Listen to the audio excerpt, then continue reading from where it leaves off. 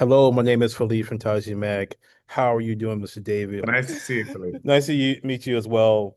So you play this very traumatized individual, Chris, in the movie Newborn. How was this movie pitched to you from Nate? Well, Nate and I have known each other for a very long time. And so it wasn't so much of a pitch and more of a what do we want to do next? Hmm. What is it that we want to turn our hands to? We're very community-driven guys and filmmakers. And so we're always looking to, yes, entertain, but also kind of try and move the ball down the field for our community specifically, but also Hmm. just the awareness about some of the things that people are dealing with. And so Hmm. Nate has family and folks he grew up with who are in the penal system, who some of whom have dealt with solitary confinement. I was shocked when I found out that there are 80,000 men, women, and children who are in solitary in America today. I just thought Hmm. that's inconceivable in a country that deems itself the height of civilization.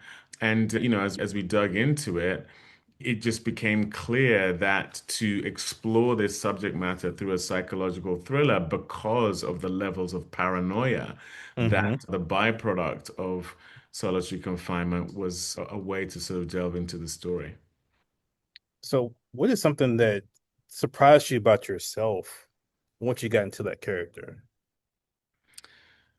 Gosh, I mean, I don't think it was a surprise to me, Uh-huh. but it was more of, I guess, a validation of the fact that we need human connection, like that we are just not designed to be alone and Hmm. isolated. And unfortunately, the levels of loneliness and isolation are at an all-time high in the West. We're Hmm. connected through social media, but that actually means that we are malnourished in terms of human connection. But Hmm. that fact being so prevalent within the truly medieval practice that is solitary confinement, I think is not, like I say, it wasn't surprising, but Hmm. it really illustrated. And, having been through the pandemic, we saw Yeah. how unnatural that feels to all be separated in that way. So that I think was the big takeaway.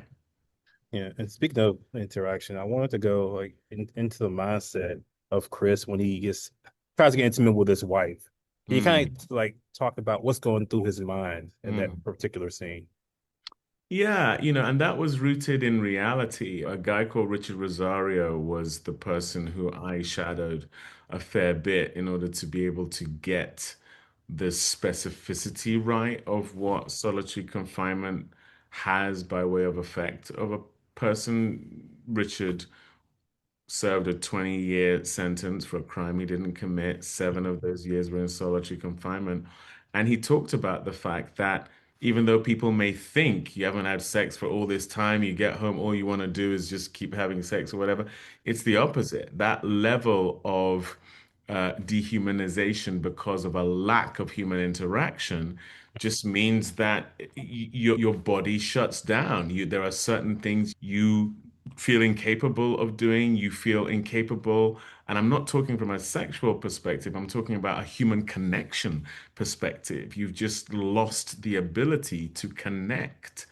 And that was a surprise to me, but he validated that reality. Many accounts I read also did. And I'm really glad we have it in the film because I think it's something that will surprise people watching the film. Yeah, and then also his interaction with his son, You have I know you show your love for your sons all over Instagram, which is phenomenal. Did you kind of tap into that while you were in this role? Yeah, I mean, of course, those are the elements I can relate to, being a Uh-huh. husband, being a father, Hmm. being a brother, two brothers. I have two brothers myself. So, Yeah. yeah, those were the elements that felt like, okay, that I get. Hmm. And the idea that my son might become nonverbal because of some kind of trauma may be linked to me, Hmm. that line that Chris Newborn says, "You are my mission," that I can relate to 100%. My Yeah. children's well-being is the driver for me being awake, alive, and working as hard as I do. So, yeah, it's one of the things I admired most about the character on the page and really looked forward to playing on the screen. Now, one of the things that I really find interesting is how Chris would up for his brother and trying to explain to Tara, like, you don't know what we've been through, but Mm. how do you convey that to someone who doesn't get it? How, like, off screen, like, how would Chris talk to Tara behind bars and say, hey, I know you didn't understand why I did this, but this is why? Yeah, I think actions speak louder than words. Hmm. I'm sure there are many people who would not make the same choice that Chris did for his Hmm. brother, but they were all each other had. They grew up in the foster system, their Hmm. parents weren't around, and they have a connection that is unusual. And, this is not something we fabricated. This is can be the case when Yeah. you deal with that level of abandonment from parents, or that only accentuates the relationships that you do have. And so that's why when Chris says you don't know what we've been through, he's not just talking about what they've been through, but you don't understand the connection we have because it's very, very specific on the basis of the traumas we've dealt with. So, and I love that. I love Yeah. having characters that are specific and not generalized, because then Yeah. you're like, oh, wow, I'm seeing something revelatory, maybe something I haven't really seen before. Can I understand it? Can I relate to it? Would I make the same choice? I think if you're thinking in that way when you're watching a movie, that's indicative of the fact that the film is working.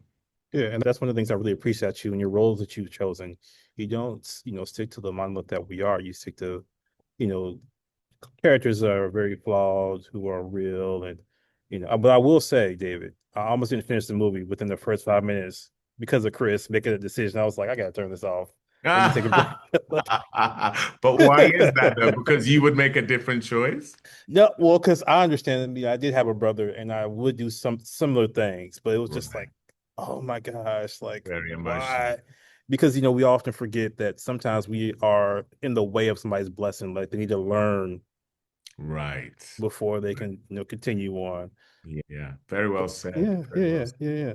But one of the things I wanted to talk to you about is like, do you believe that Chris's son will,